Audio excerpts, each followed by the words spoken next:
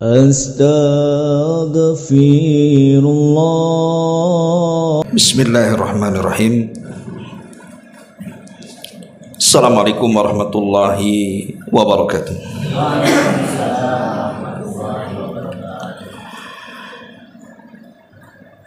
Bihamdillahi wassalatu wassalamu ala rasulillah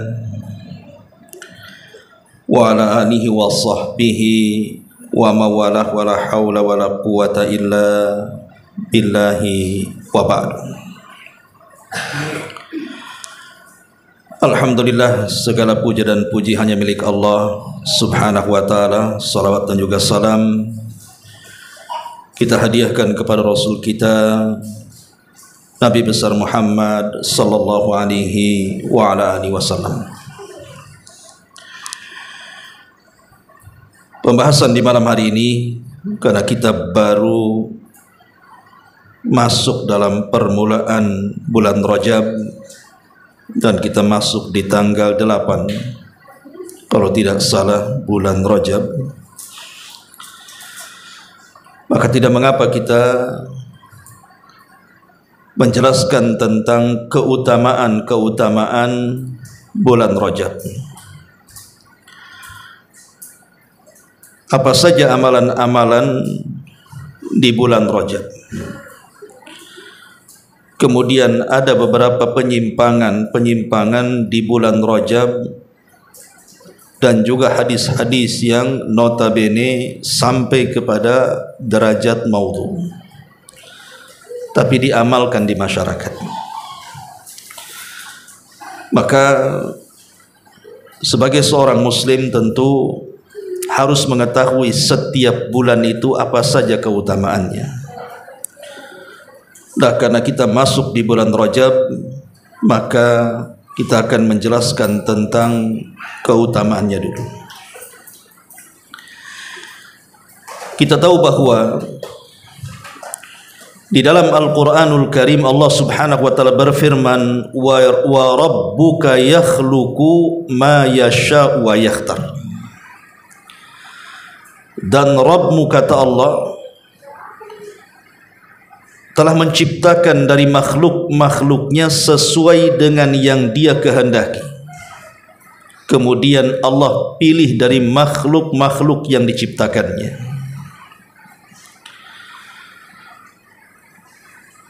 Kalau kita cerita tentang para malaikat,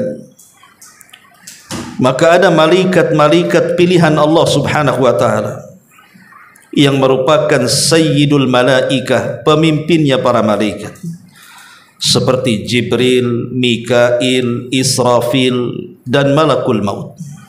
Itulah pemimpin-pemimpin para malaikat. Kalau kita cerita para rasul, di sana ada ulul azmi yang merupakan rasul-rasul pilihan Allah subhanahu wa ta'ala, dimulai daripada Nuh alaihi salam, kemudian Ibrahim alaihi salam, kemudian Musa alaihi salatu wassalam, kemudian Isa alaihi salatu wassalam, dan ditutup dengan kerasulan Nabi kita Muhammad sallallahu alaihi wasallam. Dan tentu dari ulul azmi ini hanya ada dua yang disebut dengan Khalilur Rahman, kekasih Allah. Dan dari kekasih Allah itu hanya Allah pilih satu untuk memimpin semua para nabi dan rasul, bahkan semua al-awwaluna wal akhirun. Dialah rasul kita Muhammad sallallahu alaihi wasallam. Tapi kalau kita cerita hari, dalam sepekan tentu di sana ada hari Jumat yang disebut dengan Sayyidul Ayyam, pemimpinnya hari-hari. Di hari itulah Adam diciptakan, di hari itulah Adam dimasukkan ke dalam sorga, di hari itu pula Adam dikeluarkan dari sorga, dan di hari itu juga kiamat dibangkitkan. Tapi kalau kita cerita bulan-bulan dalam satu tahun, di sana ada Ashhurul Hurum, bulan-bulan suci atau bulan-bulan mulia. Dimulai daripada bulan Muharram, kemudian bulan Rajab, kemudian bulan Dzulqa'dah, dan juga bulan Dzulhijjah. Itulah yang disebut dengan Ashhurul Hurum. Walaupun dari semua bulan dalam setahun tentu Sayyidus Syuhur adalah bulan Ramadan. Pemimpinnya bulan-bulan adalah bulan Ramadan. Lah di antara Ashhurul Hurum, bulan-bulan yang sangat dimuliakan di dalam Al-Quran, lah salah satu dari 4 bulan itu adalah Rajab. Itulah yang Allah Subhanahu wa taala isyaratkan di dalam surah At-Taubah ayat 36,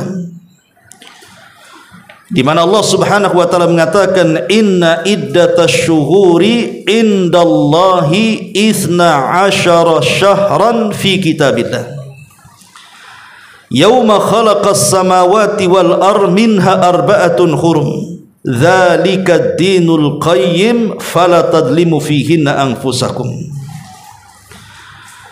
Sesungguhnya bilangan bulan menurut ketentuan Allah Subhanahu wa taala saat Allah menciptakan langit dan bumi jumlahnya 12 bulan.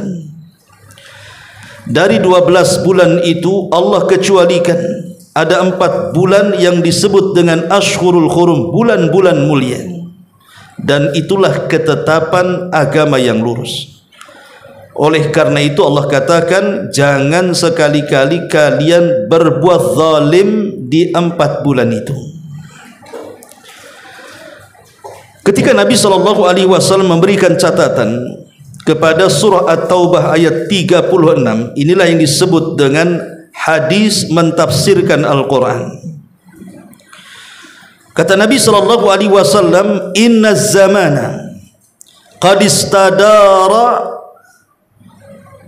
kahayati yawma khalaqas samawati wal ardh as-sanatu 12 syahran minha arba'atun hurum thalathatun mutawaliyatun dzulqa'dati wa dzulhijjati wal muharram war rajabul mudhar bainal jumada wa sya'ban. Dalam sebuah hadis yang dikeluarkan Bukhari dan Muslim dari hadis Abi Bakrah radhiyallahu an, Rasul mengatakan sesungguhnya zaman ini akan berputar. Saat Allah Subhanahu wa taala menciptakan langit dan bumi, zaman itu akan terus berputar. Kemudian Nabi SAW mengatakan jumlah bulan dalam 1 tahun itu 12 bulan, baik ditinjau dari Masehi ataupun ditinjau dari Hijriah. 1 tahun itu 12 bulan. Dari 12 bulan ini kata Rasul minha arba'atun hurum, ada 4 bulan yang disebut dengan bulan-bulan hurum, bulan-bulan mulia, bulan-bulan suci. Kemudian Rasul mengatakan yang 3 letaknya berturut-turut. Apa itu? Dimulai dari Dzulqa'dah, kemudian Dzulhijjah, kemudian Muharram. Itu berturut-turut, tapi yang satu terpisah. Itulah yang disebut dengan Rajab Mudhar, yang terjepit di antara Jumadil Akhir dan bulan Sya'ban. Karena setelah Rajab, kemudian Sya'ban, kemudian Ramadan, kemudian Sawal, ketemu lagi Dzulqa'dah, Dzulhijjah, Muharram dan seterusnya. Dari sini ma'asyiral muslimin rahimakumullah, kita tahu bahwa di antara bulan-bulan suci itu ada yang disebut dengan Rajab Mudhar. Kenapa disebut Mudhar? Apa itu Mudhar? Ma'asyiral muslimin yang dimuliakan Allah Azza wa Jalla, Mudhar itu nama daripada kabilah. Dulu kabilah Nizar itu anak-anaknya ada yang disebut dengan kabilah Rabi'ah dan kabilah-kabilah yang lainnya. Lah salah satu dari keturunan kabilah Nizar itu adalah kabilah Mudhar. Orang-orang jahiliyah itu mereka suka menukar-nukar bulan-bulan hurum dengan bulan-bulan yang bukan hurum, hanya demi menghalalkan peperangan. Karena peperangan bagi orang-orang jahiliyah itu sebuah hobi. Karena ada bisnis besar di antara mereka, jual beli perbudakan. Lah mereka menganggap bahwa Rajab itu bukan Rajab yang kita kenal, tapi Rajab itu artinya bulan Ramadan. Di mana semua kabilah termasuk Rabi'ah menganggap Rajab itu Ramadan. kecuali kabilah Mudhar. Dia mengatakan Rajab ya Rajab, Ramadan ya Ramadan. Jangan kemudian diganti-ganti namanya, hanya menghalalkan supaya kalian bisa berperang. Maka sejak itu Islam sangat menghormati kabilah Mudhar karena memuliakan bulan Rajab dan tidak menukar dengan Ramadan. Makanya Nabi SAW menyebut-nyebut kabilah Mudhar dalam hadisnya dengan mengatakan wa Rajabul Mudhar bainal Jumada wa Sya'ban. Ini kalau kita melihat sejarah tentang penamaan Mudhar dalam Rajab. Baik, kita akan mengenal tentang apa sih Ashhurul Hurum itu dan kenapa Rajab bagian daripada Ashhurul Hurum itu, dan kenapa di bulan itu disebut hurum. Hurum itu artinya kesucian dan kemuliaan. Ada dua penafsiran para ulama ketika mentafsirkan kenapa bulan itu disebut hurum. Yang pertama karena hurmatul qital, karena di bulan-bulan hurum itu diharamkan tidak boleh mengangkat senjata untuk perang. Karena bulan ini sudah dimuliakan sejak zaman Nabi Ibrahim sampai zaman jahiliyah, bahkan ditetapkan dalam Islam. Maka apabila datang bulan Dzulqa'dah, apabila datang bulan Dzulhijjah, Muharram dan Rajab, maka tidak boleh ada peperangan. Kenapa? Adapun Dzulqa'dah, Dzulhijjah dan Muharram, 3 bulan ini disebut dengan bulan haji. Tidak boleh ada perang ketika haji. Zaman jahiliyah pun sudah ada haji, cuman hajinya ala musyrik. Ya. Adapun kenapa bulan Rajab itu juga tidak boleh perang? Karena memberikan kesempatan di pertengahan bulan di mana orang-orang itu bisa umroh. Yang satunya bulan haji, yang satunya bulan umroh. Makanya kemudian mereka melarang tidak boleh ada perang di bulan-bulan ini, karena itu bulan tempat ibadah mereka di Baitullah. Dahulu ada sebuah kisah menarik.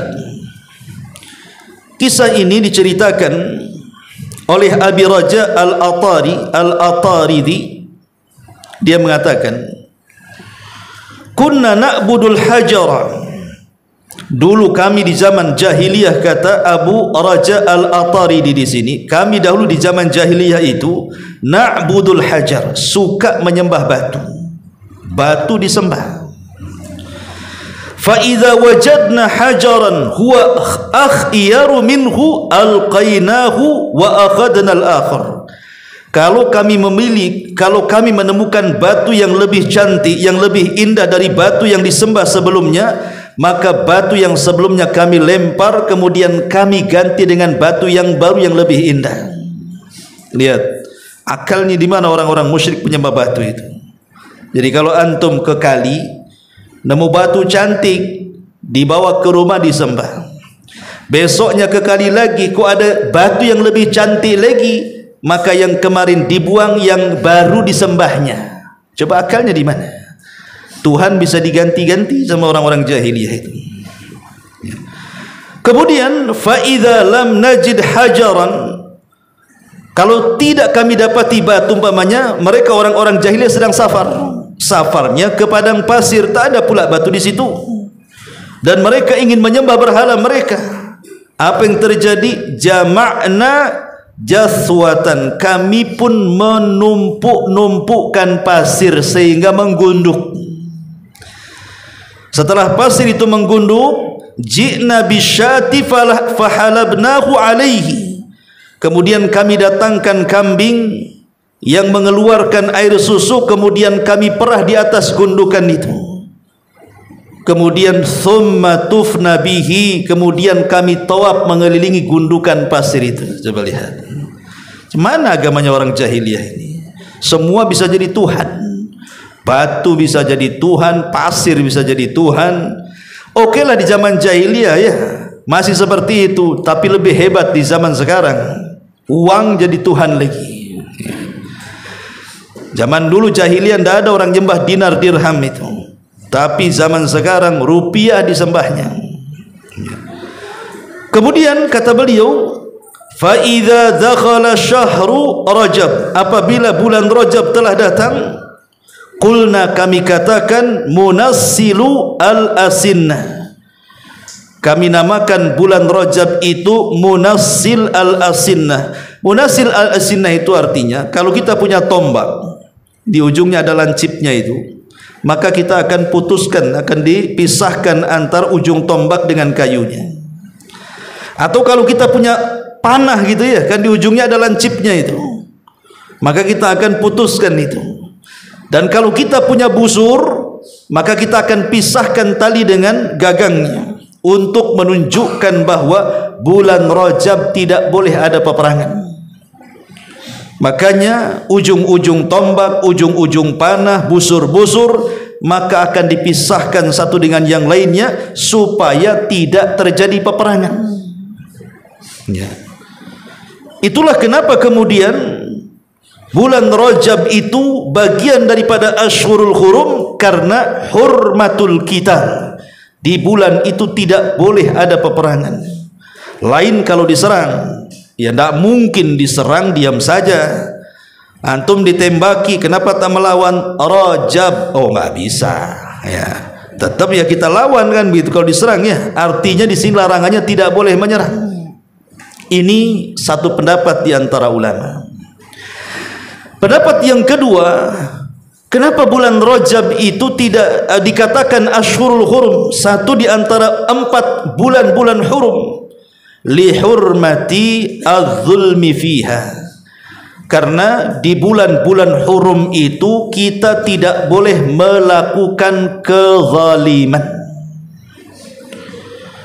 Dan itu berdasarkan nas Quran yang tadi saya baca, At-Taubah 36 itu, di mana Allah Subhanahu wa taala mengatakan, fala tadlimu anfusakum, jangan kalian berbuat zalim di 4 bulan hurum itu, baik zalim kepada Allah ataupun zalim kepada manusia, baik zalim yang tidak akan diampuni Allah seperti kesyirikan, atau kezaliman yang akan diampuni Allah selain kesyirikan, atau zalim yang ditangguhkan ampunannya seperti kezaliman sesama manusia yang lainnya. Tidak boleh dilakukan di bulan hurum. Kenapa?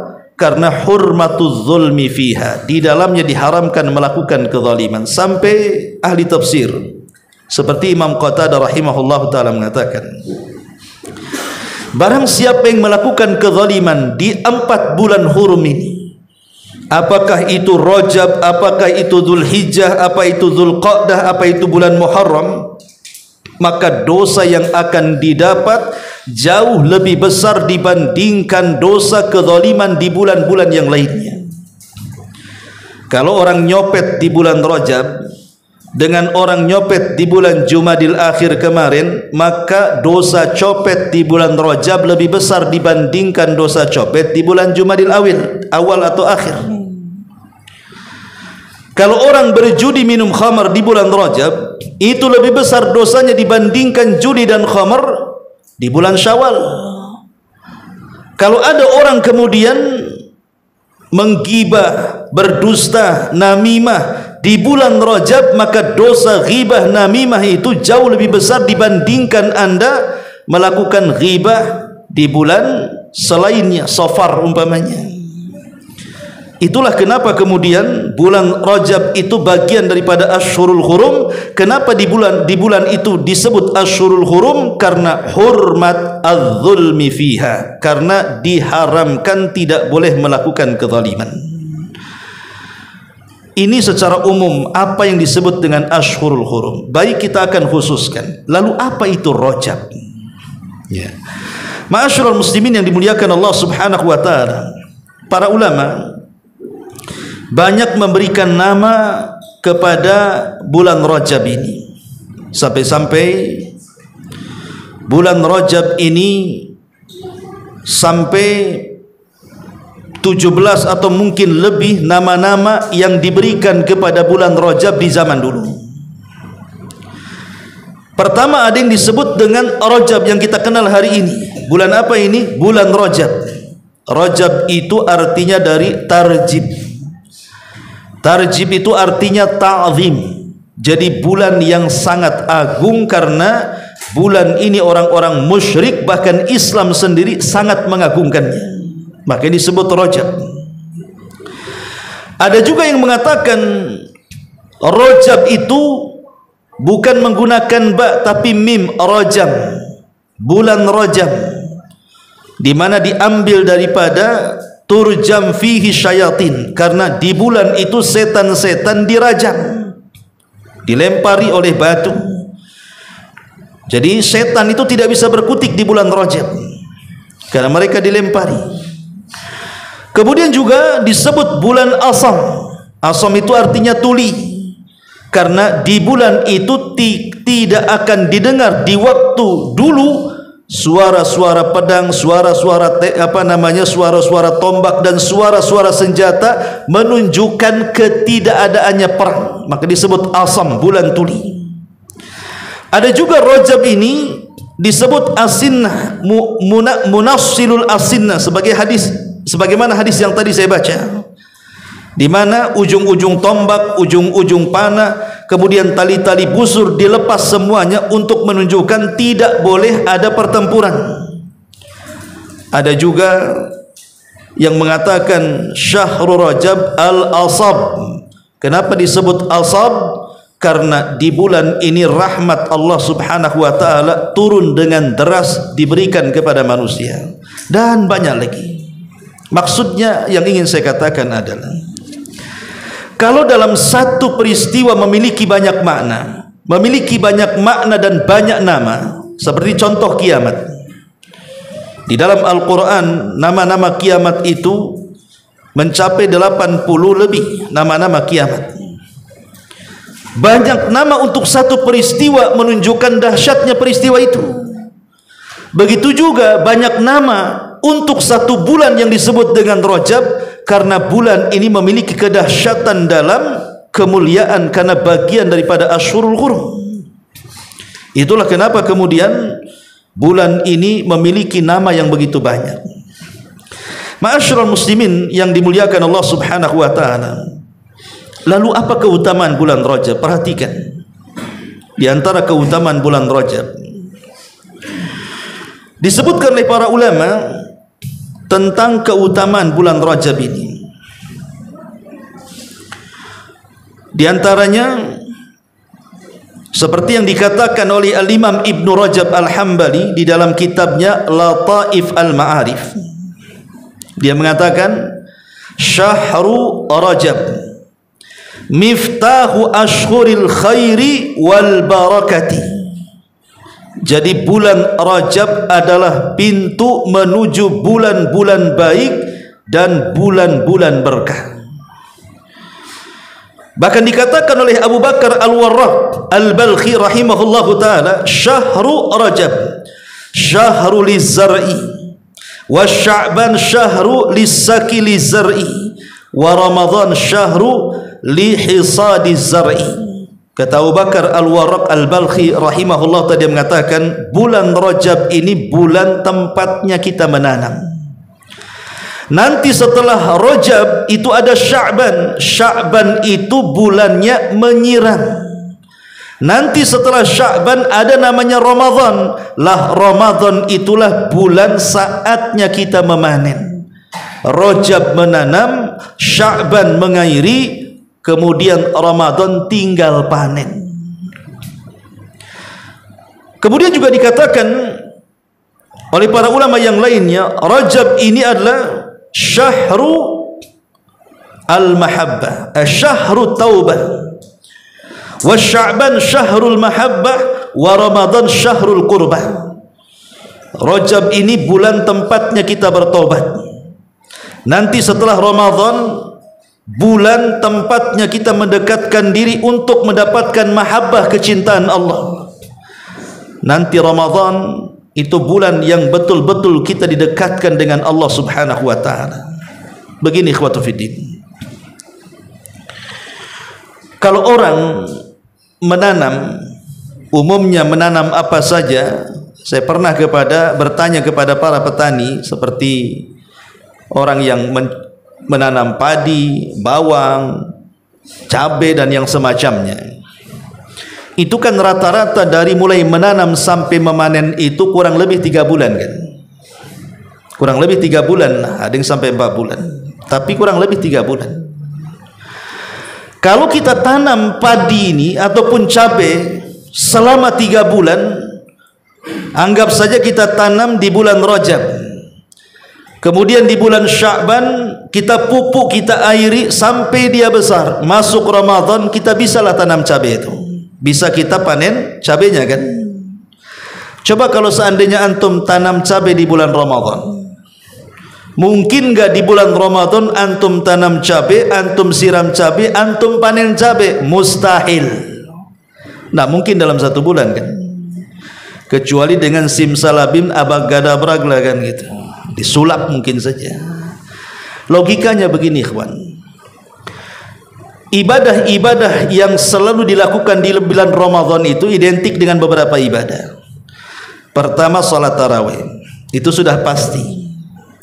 Kemudian membaca Quran, itu sudah pasti, ya kan? Kemudian berpuasa, itu sudah pasti. Ini 3 amalan yang pasti dilakukan orang di bulan Ramadan: puasa, baca Quran, salat tarawih, atau mungkin yang keempatnya bersedekah. 4 amalan ini. Kalau seseorang kemudian dalam 1 tahun dia tidak pernah melaksanakan puasa, tidak pernah membaca Quran, tidak pernah juga sholat malam, kemudian bakhil dan pelit sedekah, masuk Ramadan, apa ndak kaget semuanya? 1 tahun ndak puasa, masuk Ramadan puasa, saya kira kaget perut kita ikhwan. Makanya orang yang tidak pernah puasa tiba-tiba atau ujug-ujug puasa di bulan Ramadan, itu minggu pertama kayak orang teler biasanya, tidur aja kerjanya, ya kan? Kan kaget perutnya kan, cemana dia nahan lapar. Akhirnya hari-hari masuk kamar mandi, diguyurnya kepala supaya menghilangkan haus, atau masuk ke kamar AC kalau bisa tidur ba'da subuh sampai zuhur, sholat zuhur sambung tidur sampai asar, asar bangun, baru dia puasa tuh. Jadi puasanya 2 jam saja ya.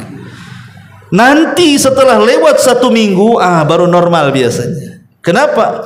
Karena sudah mulai hilang kekagetannya itu. Orang baca Quran juga sama.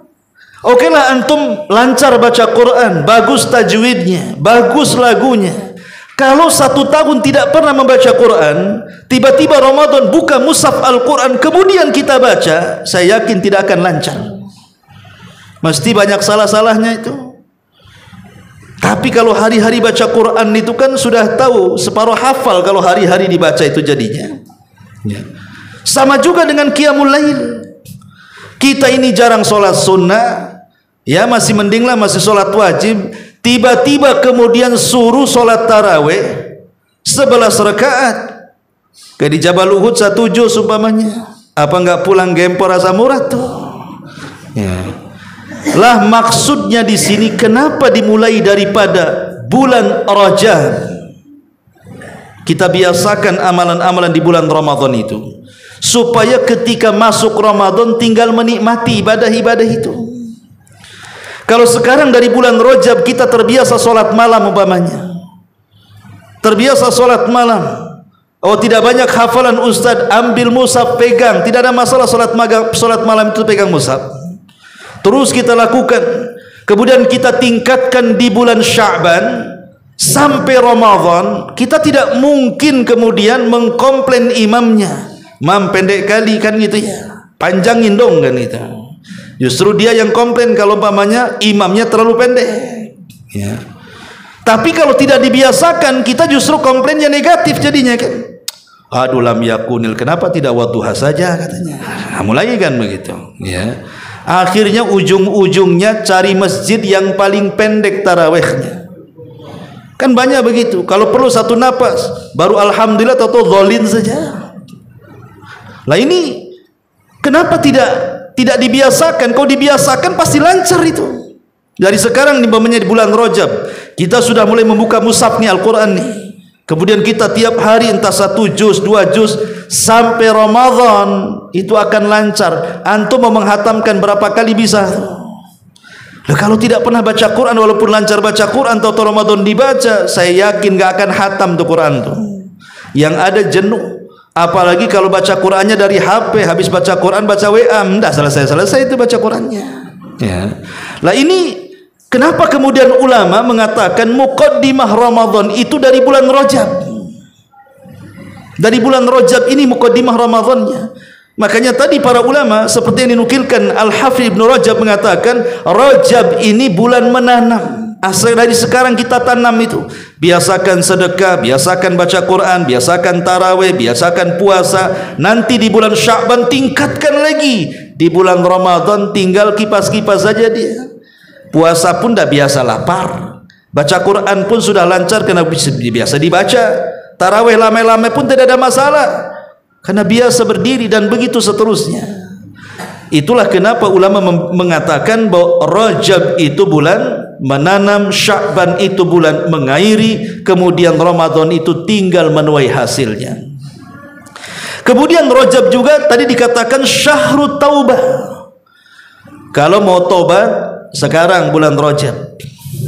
Kalau mau tobat ini sekarang bulan Rajab. Kenapa demikian? Karena Sya'ban itu bulan diangkatnya amal. Nah, kalau mau tobat sekarang, hentikan semua maksiat itu. Ma'asyiral muslimin yang dimuliakan Allah Subhanahu wa taala, sedikit kita bicara tentang tobat. Kita tahu bahwa tobat itu sesuatu yang sangat dianjurkan. Sebenarnya bukan di bulan Rajab saja, di bulan-bulan yang lainnya pun tetap tobat itu dianjurkan. Ya. Tetapi semakin ditekankan tobat ini karena kita mau menghadapi bulan Ramadan. Pertama kita dihadapkan dengan bulan Sya'ban, di mana amalan 1 tahun akan diangkat di bulan Sya'ban. Kedua, kita akan masuk di bulan Ramadan, di mana ketika di bulan Ramadan itu adalah bulan di mana kita akan memperbanyak pahala di situ. Jadi harus ada persiapan. Nabi SAW mengatakan, kullu bani Adam khata' wa khairul khata'ina tawwabun. Setiap anak Adam itu kan pasti berbuat salah, ikhwan.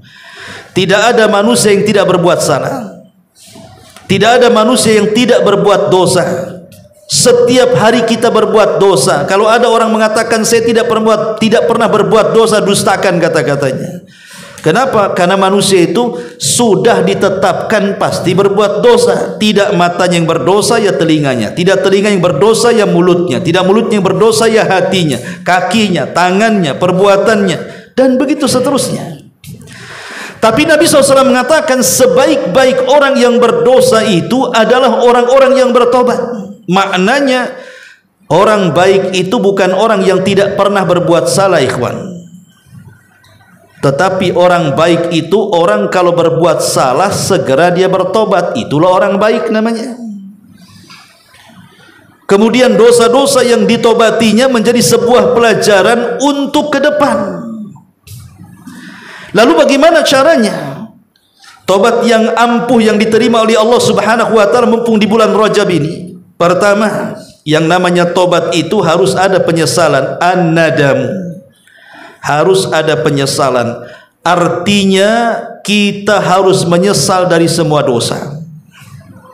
Jangan kita katakan seperti orang-orang yang dulunya pernah hidupnya kelam umpamanya, pernah hidupnya acak-acakan, banyak maksiat yang dikerjakan. Setelah tua dia bertobat, dia bercerita kepada kita, dulu aku pernah berbuat maksiat, semua maksiat aku sudah lakukan dan aku sudah puas dengan maksiat itu. Sekarang tinggal baiknya saja. Kalimat ini benar apa salah? Salah. Kenapa dia merasa puas dengan maksiat? Saya sudah puas dengan maksiat, kok maksiat dipuasi? Ini gimana ceritanya? Bahasa itu juga harus diatur. Harusnya dia menyesal. Kenapa dulu aku berbuat dosa? Bukan aku sudah puas. Kan gila orang ini. Masa maksiat dipuasi? Makanya tobat itu harus ada penyesalan. Kenapa saya berbuat dosa dahulu sehingga tidak cepat bertobat, kenapa baru sekaranglah hidayah itu menyapa saya? Karena dari penyesalan ini ikhwatu fiddin, nanti akan muncul tidak ada pengulangan. Dia berjanji untuk tidak mengulang lagi maksiat dan dosanya kan? Karena itu syarat keduanya. Syarat pertama menyesal, dan penyesalan itu ada di dalam hati. Kenapa dimulai dari hati ikhwan? Karena orang-orang yang masuk neraka itu kebanyakan diakibatkan penyakit hati, bukan penyakit badan. Ada orang masuk neraka ditanya Allah, kenapa kau masuk neraka? Dulu di dunia kanker Allah umpamanya kan. Kanker orang nggak bisa, masa kanker orang masuk neraka gara-gara kanker? Gara-gara kudis masuk neraka? Gara-gara sakit kepala masuk neraka? Penyakit badan lo nggak masukkan neraka. Yang memasukkan neraka itu penyakit hati. Makanya dimulai dari hati adanya penyesalan tuh. Baru setelah menyesal dia janji tidak mau melakukan.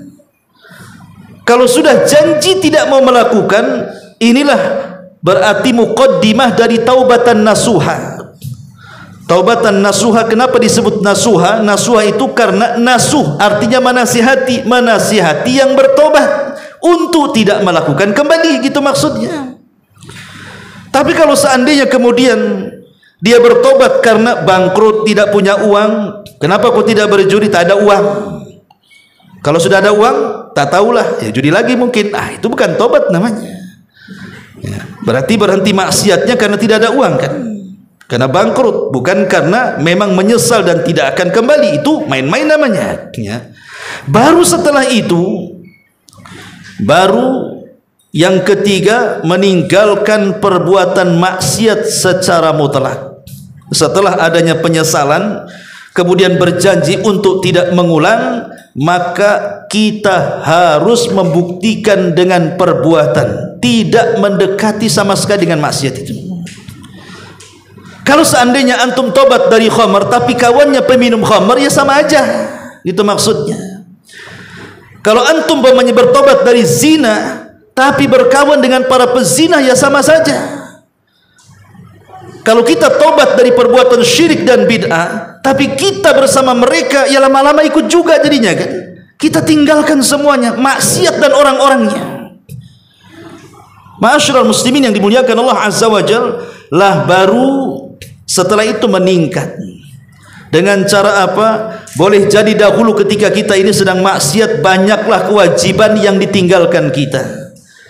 Ketika dulu di alam kita masih rusak umpamanya, kita jarang sholat wajib, datang Ramadan tidak pernah puasa Ramadan, punya uang tidak pernah zakat, tidak pernah sedekah, tidak pernah baca Quran.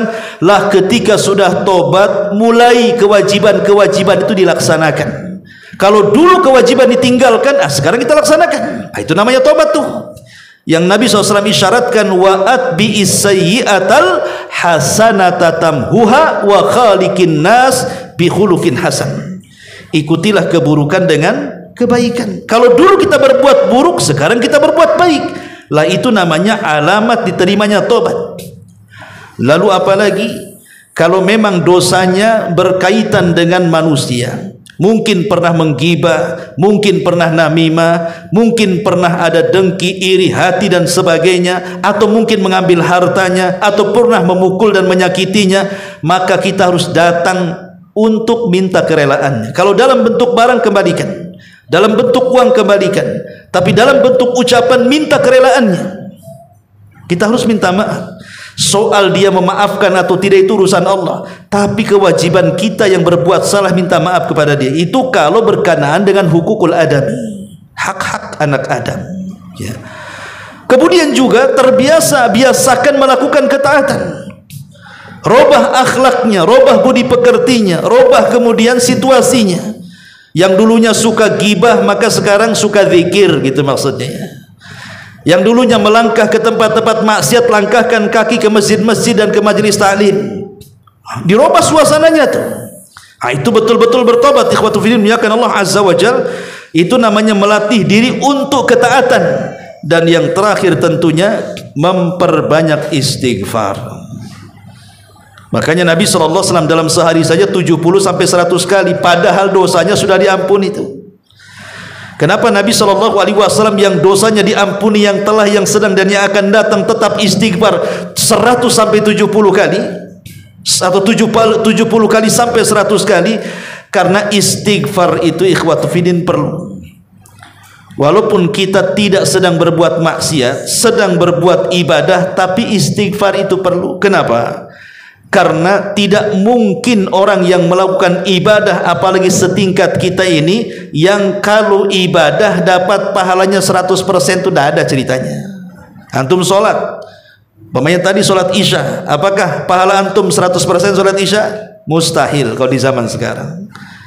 Boleh jadi kepotong tidak khusyuk, boleh jadi kepotong melamun, boleh jadi kepotong tidak tumak ninah, boleh jadi kepotong mungkin bacaannya asal-asalan. Mesti ada kurangnya kan ibadah itu. Makanya karena dalam ibadah itu terkadang ada kurangnya, lengkapi dengan istighfar, gitu maksudnya. Jadi istighfar itu tidak mesti karena berbuat dosa. Istighfar boleh jadi karena menyempurnakan yang kurang saat ibadah. Kenapa habis sholat kita disuruh istighfar 3 kali? Itu yang pertama kita baca loh. Kalau antum sholat wajib, kemudian habis sholat wajib, habis salam, apa yang pertama kali dibaca? Istighfar dulu sebelum yang lainnya. Antum baca astagfirullahaladzim, astagfirullahaladzim, astagfirullahaladzim, baru yang lainnya Allahumma antas salam, minkas salam, tabarakta ya'udus salam, dan begitu seterusnya. Baru tasbih, takbir, tahlil, dan begitu seterusnya. Kenapa dimulai dari istighfar? Para ulama mengatakan dimulai dari istighfar karena istighfar pertama dibaca dalam wirid untuk menyempurnakan kekurangan sholat. Itu maksudnya. Ya, maka istighfar itu tidak mesti berbuat dosa, bisa saja kita lalai dalam ibadah, maka lengkapi dengan istighfar. Lah bulan Rajab ini kata ulama adalah syahrut taubah. Bulannya kita istighfar, bulannya kita tobat. Nanti kalau bulan Sya'ban, tingkatkan tuh dari tobat menjadi mahabbah. Kenapa demikian? Karena kalau tobat kita diterima di bulan Rajab, apa kata Allah? Innallaha yuhibbut tawwabina wa yuhibbul mutatahhirin. Allah cinta dengan orang-orang yang tobat itu. Kalau Allah terima tobat kita di bulan Rajab, maka Sya'ban Allah turunkan mahabbah kecintaannya. Karena pasti kalau orang sudah tobat, pasti akan lebih baik lagi ibadahnya kan. Lah kalau sudah turun mahabbah, maka masuk Ramadan kita menjadi hamba-hamba Allah yang dekat. Itu yang disebut syahrul qurbah namanya, dekat dengan Allah. Makanya kalau kita lihat ayat tentang kedekatan Allah dengan kita di dalam ayat wa idza sa'alaka ibadi anni fa inni qarib ujibu da'watad da'i idza da'an falyastajibu li wal yu'minu bi la'allahum yarshudun. Apabila hamba-hambaku bertanya soal aku ya Muhammad, katakan aku dekat. Akulah yang mengijabah setiap doa-doa yang berdoa kepadaku. Ayat ini diletakkan di mana? Ayat ini diletakkan dalam surah Al-Baqarah. Dan ayat ini terjepit dengan ayat-ayat yang bicara soal Ramadan. Sebelumnya bicara syahrul Ramadan alladzi unzila fihi al-Qur'an, bulan Ramadan, bulan diturunkan Al-Qur'an. Kemudian setelah ayat ini baru ayat tentang kedekatan Allah. Apabila hambaku bertanya soal aku, katakan aku dekat. Setelah ayat itu bercerita tentang hukum di malam hari bulan Ramadan. Uhillat lakum lailatas siyam arrafathu ila nisaikum hunnal libasul lakum walakum libasul lahun, dan begitu seterusnya. Ketika ayat kedekatan Allah ini dijepit dengan 2 ayat yang bicara Ramadan, menunjukkan bahwa kedekatan Allah di bulan Ramadan jauh lebih dekat dibandingkan bulan-bulan yang lainnya.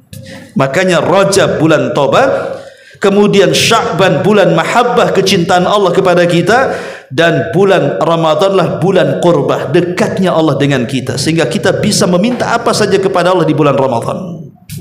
Ma'asyiral muslimin yang dimuliakan Allah Azza wa Jalla, itulah di antara keutamaan bulan Rajab. Lalu adakah amalan-amalan khusus di bulan Rajab ini, ikhwan? Maka para ulama mengatakan tidak ada satupun ibadah khusus yang diperintahkan Rasul yang harus dilakukan di bulan Rajab. Karena begini, orang-orang Syiah ikhwan, itu di bulan Rajab, kalau masuk bulan Rajab orang-orang Syiah itu mereka kalau datang hari Kamis malam Jumat, maka hari Kamis mereka memulai dengan puasa di permulaan Rajab ya. Maksudnya orang Syiah itu kalau datang permulaan Rajab kemudian masuk di hari Kamis, maka mereka akan puasa di hari Kamisnya. Kemudian maghrib ke isya mereka akan menghususkan solat yang disebut dengan solat raghaib. Mereka menganggap itu solat raghaib. Di Iran ada, Allah alam di Indonesia, namanya solat raghaib. Ya. Lah solat raghaib ini dilakukan 12 rakaat. Dilakukan 12 rakaat. Di mana rakaat pertama membaca inna anzalnahu fi lailatul qadr 3 kali. Dan di rakaat yang kedua membaca qul huwallahu ahad sebanyak 12 kali. Kemudian apabila mereka selesai selesai dari berdiri membaca itu, kemudian sujud, maka mereka akan membaca subuhun quddusur rabbul malaikati warruh, kemudian menyelesaikan salatnya.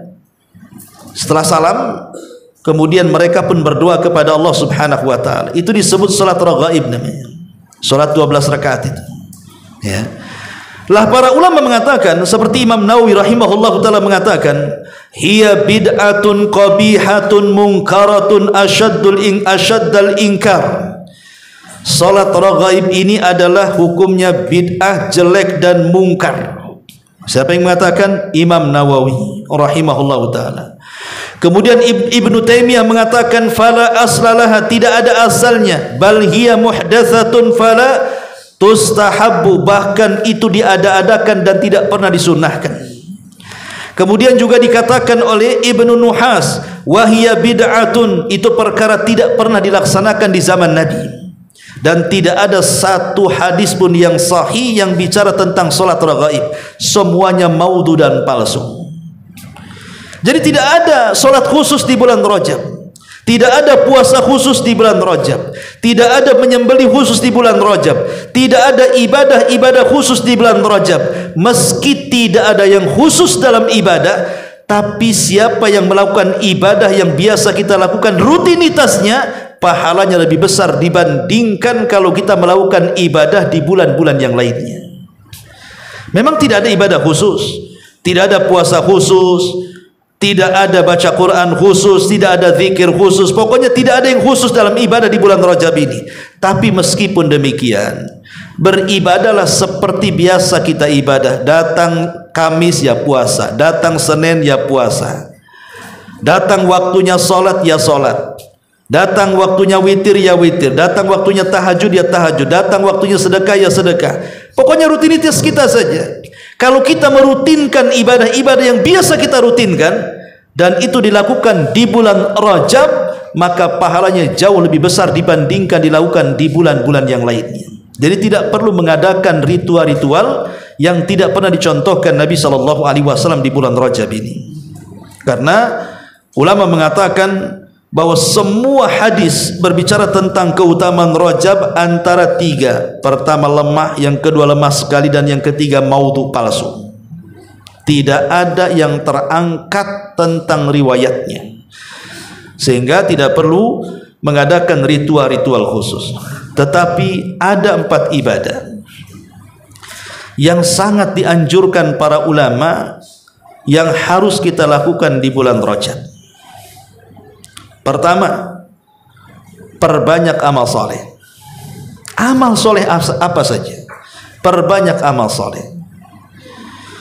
Kemudian yang kedua, lakukan lebih giat lagi ibadah-ibadah yang di bulan Ramadan menjadi ibadah khusus yang biasa dilakukan, seperti puasa karena nanti akan puasa di bulan Ramadan, baca Quran karena nanti akan menghatamkan Quran di bulan Ramadan, solat malam karena nanti kita akan tarawih di bulan Ramadan. Pokoknya ibadah-ibadah rutinitas di bulan Ramadan lakukan sekarang di Rajab, supaya sampai Ramadan saja kita sudah terbiasa. Kemudian yang ketiga, jauhi kezaliman. baik zalim kepada diri sendiri, tidak menjaga kesehatan, menyiksa diri, menyakiti diri, menghabiskan waktu ke sana kemari tidak ada faedahnya, jalan ke sana kemari tidak ada juntrungannya, atau zalim kepada manusia dengan cara mengambil hartanya, menyakiti hatinya, menzalimi dengan cara memukulnya dan begitu seterusnya, atau zalim kepada Allah sampai kepada tingkat kesyirikan umpamanya atau kekufuran, maka jauh di bulan Rajab. Dan yang terakhir, memperbanyak sedekah dan doa. Memang di sana ada doa yang diajarkan Nabi sallallahu alaihi wasallam yang biasanya mungkin antum sering dengar, Allahumma barik lana fi rajabina wa sya'ban wa ballighna Ramadan. Kita sering mendengar doa itu kan? Ya Allah, berkahilah untuk kami di Rajab kami dan Sya'ban kami, sampaikan kami ke Ramadan. Ya. Hadis ini tidak sahih sebenarnya. Ulama mendhaifkan hadis lafaz seperti ini. Tetapi kalau maksud lafadznya itu sahih. Kalau kita mau berdoa dengan lafaz ini tidak ada masalah. Ya.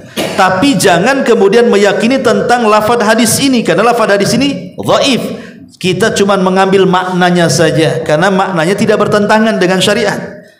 Kita ngambil maknanya saja. Ya Allah, berkahi di Rajab kami, di Sya'ban kami, sampaikan kami ke bulan Ramadan. Maka inilah amalan yang dianjurkan Nabi SAW. Pertama, perbanyak amal saleh. Yang kedua, cari ibadah-ibadah yang biasa rutinitas di bulan Ramadan mulai dari sekarang. Kemudian yang ketiga, jauhi kezaliman. Kemudian yang keempat, perbanyak sedekah. Dan jangan lupa terus berdoa agar kita diberikan usia panjang sehingga mendapatkan keberkahan bulan Ramadan. Ini diantara penjelasan para ulama seputar bulan Rajab. Wallahu a'lam bishawab. Ikhwata fiddin, mudah-mudahan penjelasan singkat di bulan Rajab ini bisa dipahami. Sebelum saya tutup, silakan kalau ada yang mau bertanya. Ya, silakan. Apakah Isra Mi'raj ini terjadinya di bulan Rajab? Ya, bismillah, alhamdulillah. Tentang peristiwa Isra Mi'raj ini tidak diketahui peristiwanya. Tidak diketahui peristiwa lain dengan kelahiran. Wafat atau hijrahnya Rasul kan jelas Rabiul Awal. Tentang kelahiran Rasul aja diperselisihkan. Ya kan, diperselisihkan. Lah Isra Mi'raj juga sama.